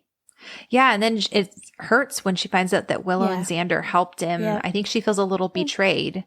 I think that she does believe what Angel is telling her about Ford, but I think that in her mind she's just like, that's not as big a deal to me as it is you lying about Drusilla. Yeah, she wants to know who Drusilla is, and he says some lies are necessary, sometimes the truth is worse. You live long enough, you find that out. And Buffy says, I can take it, I can take the truth. And he says, do you love me? Which I think what he's asking her is do you trust me? I mean, he wants to know if she loves him as well. We talked about this. And then she says, what? And he says, do you? And she says, I love you. I don't know if I trust you. And he says, maybe you shouldn't do either. And she says, maybe I'm the one who should decide. And I love that because she's right. She's 100% right. And I think I understand where Angel's coming from and wanting to protect her because he cares about her. But at the same time, like, he still has to give Buffy that choice. He can't just guard her and protect her because it's not fair to her. He goes on to say, I did a lot of unconscionable things when I became a vampire. Drusilla was the worst. She was an obsession of mine. She was pure and sweet and chaste. And she says you made her a vampire. He said, first I made her insane. Killed everyone she loved. Visited every mental torture on her I could devise. She eventually fled to a convent, and the day she took her holy orders, I turned her into a demon. Which, whoo! That's a lot. Man, that is a lot. And to like look at Angel, we're like, none of us can imagine that. And yeah, it's just crazy. You could tell that she's like really stunned because all she says is, well, I asked for the truth. And I think it's hard because Buffy kind of caught herself in this situation where she needed to know because like he is her boyfriend and she does need to know what he's done. Yeah. But it's also like, I don't want to know it. I feel like Cliff Notes would have been like a good alternative in this moment. She'd be like, yeah, I kind of tortured her and made her a vampire. That's it. I don't know. I think that in order for Angel to feel honest with himself and with Buffy, he needs her to know exactly how bad he was. I think this is just showing another level of their relationship. They're moving forward. Not only has Buffy said she loves him, but he's being completely vulnerable with her. He's sharing with her about the worst part of himself. And I think that that's huge in their step forward in their relationship. So Angel says, Ford is part of a secret society of vampires. I don't know what he wants, but you can't trust him. So Buffy was wearing a white outfit. She had like a tank top with like a off the shoulder sweater over it in that scene with Angel. And then the next scene at the school, when she's about ready to talk to Ford, she's wearing almost an identical outfit. But it's all black. And I thought that was interesting.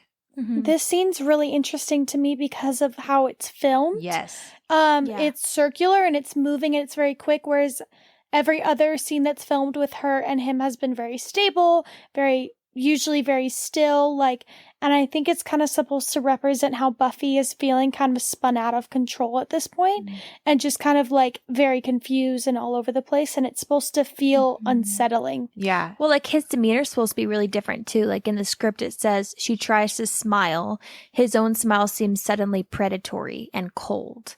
The camera circles them as they talk. So like the whole demeanor is supposed to be different. She's supposed to pick up on that. It says that she tries to smile. So it's like you can tell that things aren't steady. So I feel like the moving camera is supposed to show like the anxiety and the like, unrest. changing. Yeah.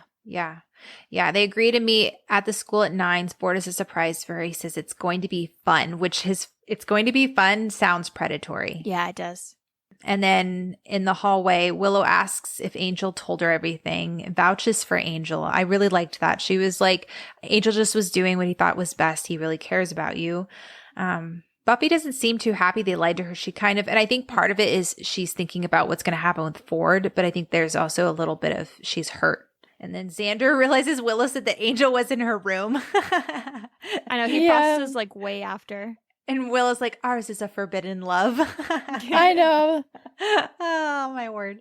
So at the club, Chanterelle and Diego ask if it's time, and they're nervous, think they will be blessed, which is a really interesting way to look at turning into a vampire. And it's so like jarring because we've seen vampires be awful up to this point. And then Diego lets it slip that Angel, Willow, and Xander were there. Ford looks a little stressed, but says it's going to be all right. Buffy says, no, it's really not, which I never figured out, but Ford was baiting her. He was expecting that Buffy was going to show up early because he said sundown was at 6:57 or whatever, and he told Spike to be there at sundown. So if Buffy had got there at 9, she would have beat Spike. So it's interesting that Ford knew that Buffy was going to follow him. And he says it's drafting here, isn't it? Which is clearly code, but Buffy doesn't recognize. And Diego goes to shut the door. Buffy says, I'm sorry I couldn't wait till tonight. I'm rash and impulsive. It's a flaw. And he says we all have flaws. I think it's like interesting that he shows no remorse. Yeah. Like, I think because he's gone through so many stages of grief in his own life that he's just come to the point where he is numb. and does not care what the repercussions are of his actions. But I also viewed it as like, he was like, if I allow myself to feel remorse, I won't be able to go through with it. So he has to be kind of become more callous and cold in order to get through it. Yeah. So Buffy accuses Ford of being a lying scumbag, and he says, everybody lies, you wouldn't understand. And Buffy says, I don't need to understand, I just need to know. Which is really interesting comparing with her conversation with Giles at the very end. Because I think for Buffy, everything is black and white. It's like, I just need to know if you're a good guy or a bad guy. You're a bad guy, cool, stake you. But in this instance, we find out that Ford, it's not that clear cut. Like, he's sympathetic, and can she still go through with it, you know? Yeah. And Buffy realizes that it's an ambush. They're going to hand her over. Ford reveals that he was counting on her figuring it out. And then that's when Diego shuts the door and they're all locked in. I think what's so impactful about the scene is that this is a trap for Buffy. And it's all surrounded upon the fact that they are going to kill Buffy. But the first thing Buffy thinks about is the fact that there is a room full of people that are going to die. And so she spends all of her effort trying to save them instead of trying to get herself out. Yeah, and that's what makes this episode, I think, a little bit more powerful than Inca Mummy Girl, because we see Buffy in almost, I won't say the same situation as Ford, but her life is in danger, and she can only think about other people, these sheep that he calls them. And the contrast between her and Ford, it's so... like, she's so self-sacrificing versus Ford, and the way he describes those people versus an Inca Mummy Girl, where we know that Buffy's risked her life already, but in this one, we're shown it. Yeah. And I think, like, Sarah really hit it on the nose when she said, like, Buffy has viewed everything as black and white up to this point. And I know we've mentioned that a ton, and we saw a little bit of it, and we've said this several times, but Inca Mummy Girl. But this one is just like, it hits a lot harder because it's like, you really empathize with him. Like, when he sits there and tells her everything, you're like, holy crap. That's like, man, it's gotta really, really suck. And we'll get there when he explains more of it. But it's just like, it's hard because he's human, for one. And he's a corrupt human, but he also has so much pain, and you can see why he's just so scared.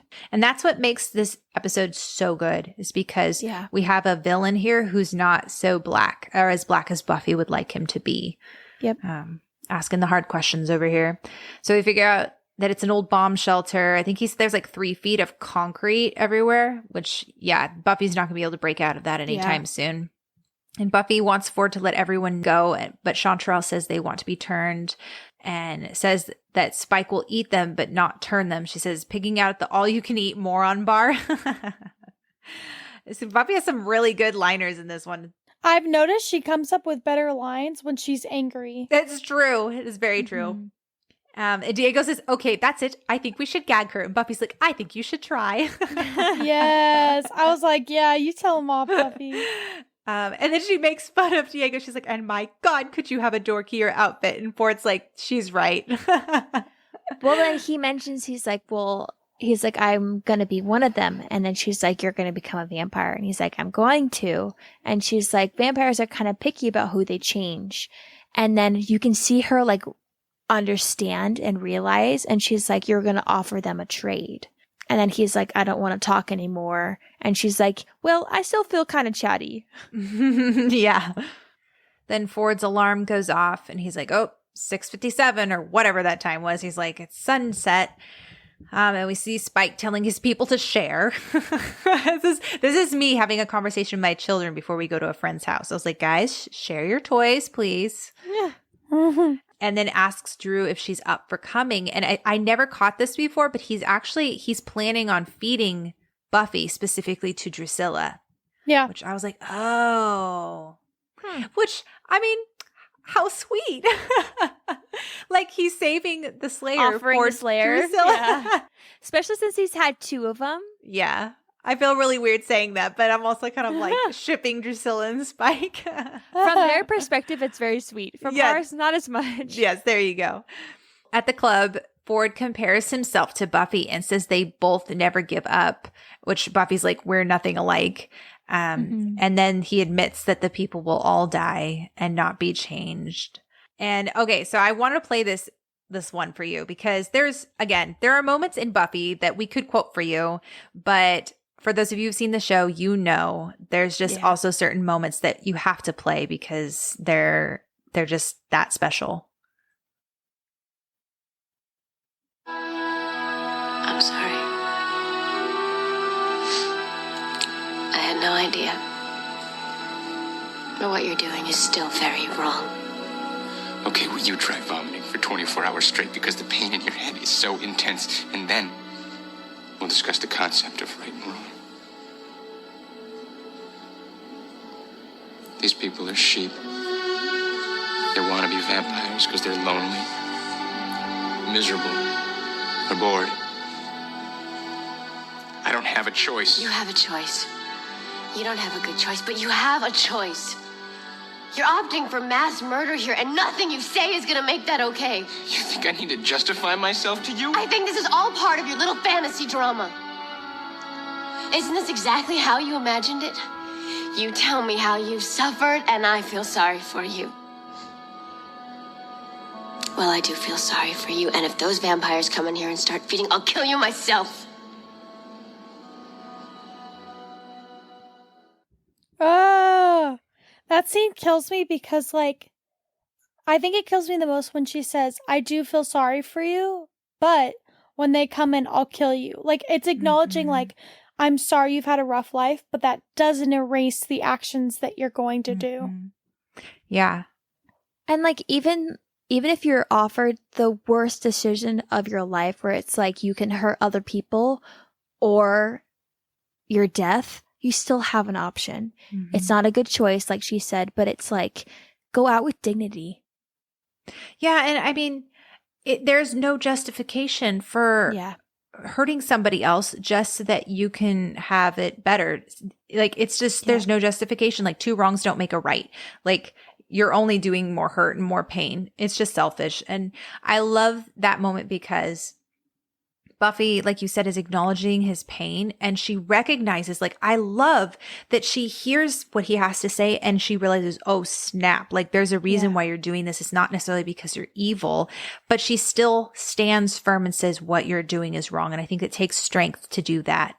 Yeah. I think the saddest part of this episode isn't necessarily this part. This part is incredibly sad, but I just, like, in my mind, if I were holding that in and then if I were saying that to like a friend, like telling them my true motive behind something, I feel like I wouldn't be able to go through with it after that. But as soon as that ends up happening, he throws her, smacks her down the stairs and starts like beating her up. Like, that's the saddest part. Well, he goes through with it. Right. Well, the sad part too is that they hear Spike's tires roll up and Buffy gives him one more chance. Yeah. She says, please help me. And he just stares at her. And that's the part that I find so sad because Buffy has tried everything to get through to him. And you can tell they had a close relationship and he's still like, and I know this may be controversial, but I know a lot of people don't see Ford as evil and as a villain. They just see him, as Buffy says, scared or afraid.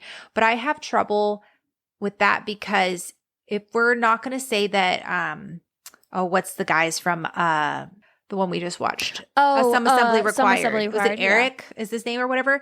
You know, Ford knew what he was doing. He knew right from wrong. He had so many chances to rectify the situation and make a different choice. And at the end of the day, he chose not to. And he actively was participating in killing these people and killing Buffy. And I think that's what's worse is, like, not only was he willing to kill a lifelong friend, he was willing to kill a whole group of people. Like, he was willing to, he was willing to commit mass murder and then become a vampire and commit many, many murders as a vampire. Yeah, like, absolutely. This was not an isolated incident. Right, and exactly. When I say by, like, the fact that I empathize with him, I understand, but I don't agree. And so, like, I can sit here and feel really bad for him, but I do think he is a nasty villain. Yeah, I agree. And I think it's easy to look at it emotionally and go, oh man, like there's a rational reason for why he wants to commit murder. No, there never is. And I don't think that, I think we should be able to feel sorry for him for what he has had to go through in his life, but that doesn't let him off the hook for killing people. And so I believe he's evil because we see him make multiple choices and decisions to go forward with his plan and show no remorse. And what shows people's character is, like, if you're given a crappy situation, no one can control that. But how you react to it shows your character. Like, you could be throwing all the horrible things in the world, but if you're like consciously going off and trying to hurt other people and do horrible things, like, yeah, I feel bad for you initially, but your response shows your character, and like it no longer matters what you're going through. Yeah, absolutely. Joss has said that this line, you may not have a choice, a good choice, but you have a choice, is the core tenet of the show. And I think that that is really cool because we'll see over and over and over again, Joss is a huge, huge proponent of free will. And in this moment, did Ford choose to have the brain tumors? No. Did he choose to be in so much pain and suffering and die that way? No, but he still has a choice of how he wants to respond to that. Anyway, moving on. Spike pulls up. She begs Ford to help her stop. He refuses, and then he throws her down the stairs. I think it's interesting that as soon as the door opens and Spike comes in, Chanterelle is immediately afraid. Yep. She can see them for what they truly are. Yep. Spike bites Chanterelle, and Buffy is fighting Ford. She knocks him out and then sees the and this is sad. She sees all the vampires killing all the people, which, I mean, it is their decision, but it's still heartbreaking to see somebody bear the consequences of their bad mistakes and decisions. And sees Drusilla alone, which I was like, okay, Spike, poor strategy, man. Why did you go after this girl? I would leave her at home. She's so weak. I think that Spike just really thought that they had this on lock, that he just wasn't paying attention. But I feel like it was really stupid of him to not go for Buffy first instead of all the other people. Exactly. Yeah, stop. And I think that's just Spike underestimating Buffy yet again, but he shouldn't be because, like, he's seen the videotapes. Like, I don't know. Anyway, plot device. So she jumps up, grabs Drusilla, and holds the stake there, and Spike instantly tells everyone to stop and leave all the people alone. I think just as much as Spike has been observing Buffy, Buffy has been observing Spike. She knew that weak spot. Drusilla was his weakness, because any other vampire, that wouldn't have worked for them. But she knew that Spike had a weakness in Drusilla.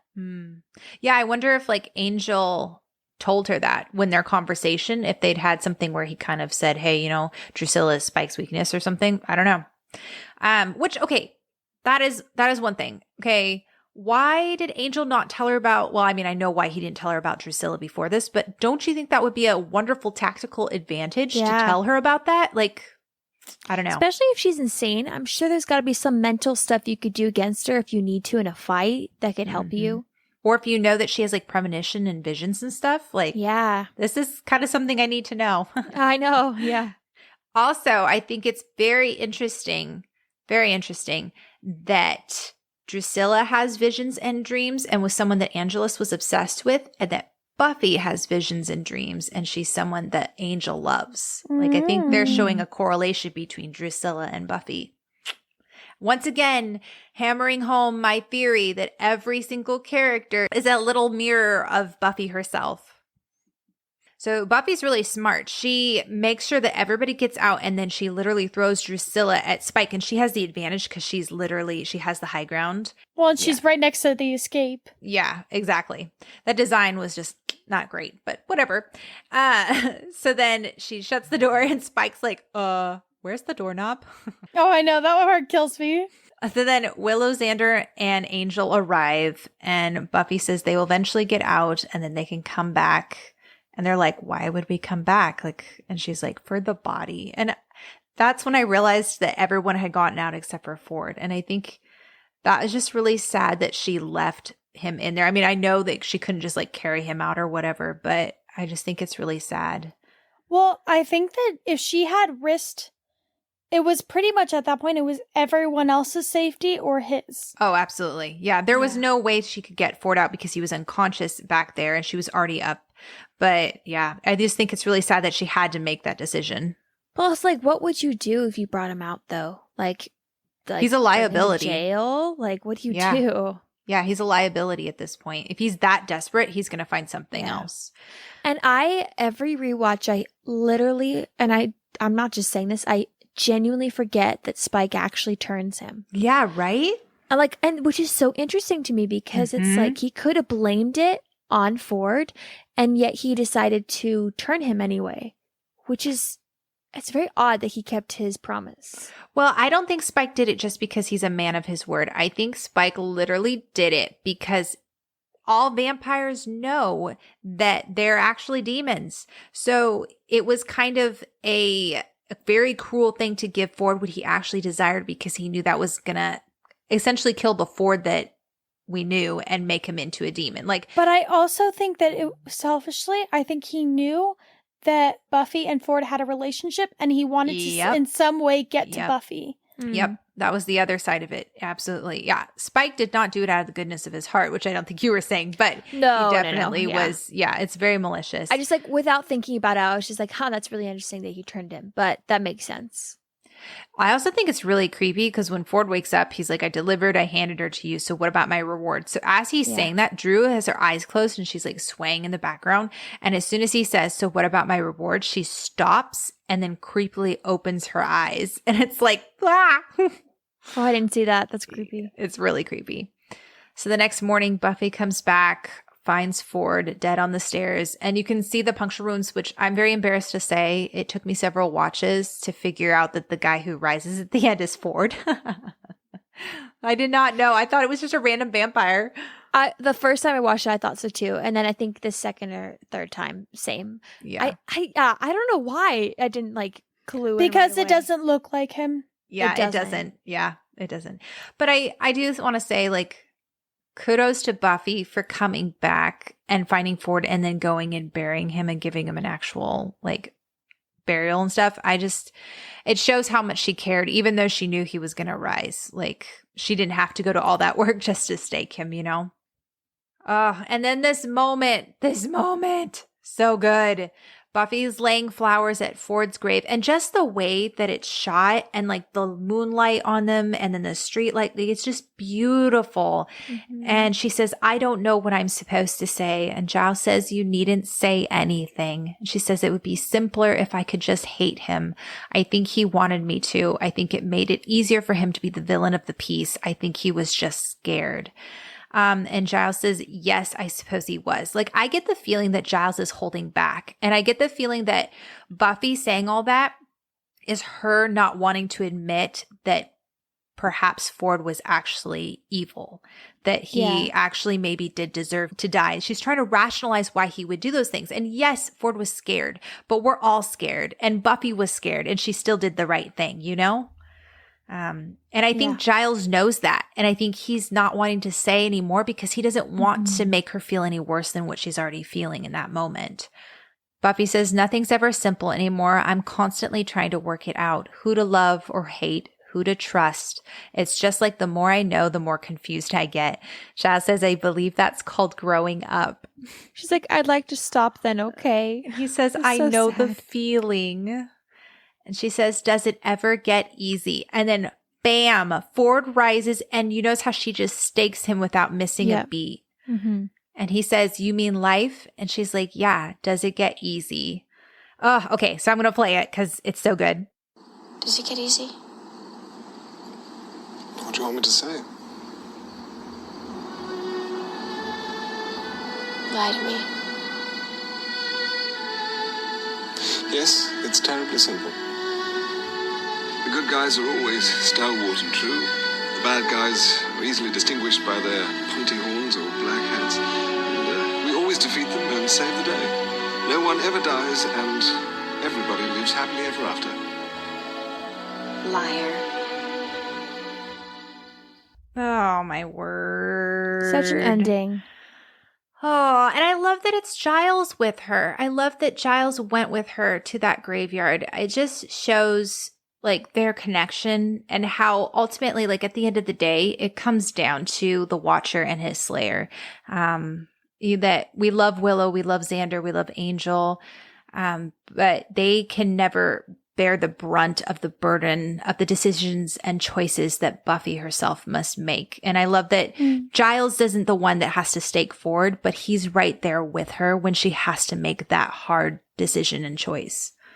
My favorite part of the scene is not necessarily I love the way that they say it, but I think that you can tell like Giles holds her to like a higher standard. He doesn't sit there and kind of like belittles her by saying like, oh, this is why people do this. Like, he can tell that she's thinking it through. He can tell that she knows that life is going to get harder. He could tell that she's like starting to observe that things aren't as easy as things used to be. He doesn't like take the opportunity to kind of like, you know, nail it into her head or whatever. And so like, I think it's just very sweet that he's like, you know what, like, I'm just going to choose this moment to support her and be there for her rather than like lecture her. Yeah. I love the fact that like he doesn't immediately lie to her and be like, oh, everything works out, everything's all good. Like, I like how he asks like, what do you want me to tell you? Like, do you want me to be honest and break your heart, or do you want me to continue to lie to you? And he doesn't shame her for wanting the easy answer.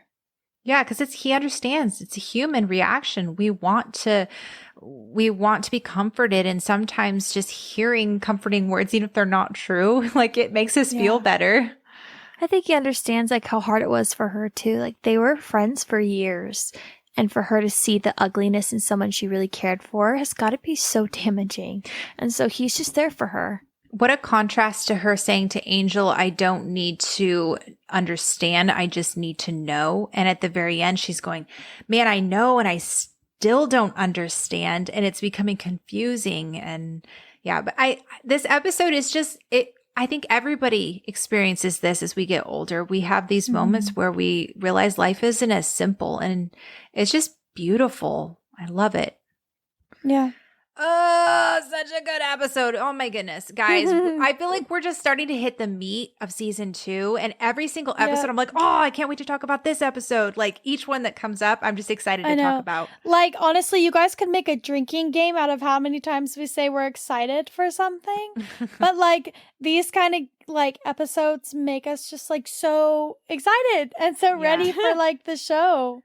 There's just so much to talk about. There's a lot of foreshadowing. I can't wait for a spoiler section. There's some good stuff. But thanks so much for listening, guys. And please let us know. Do you guys think Ford is a villain? Do you guys think that he's actually evil? Or do you think he is more of a gray area character? Do you think that he's understandable, maybe misguided, maybe scared? We want to know.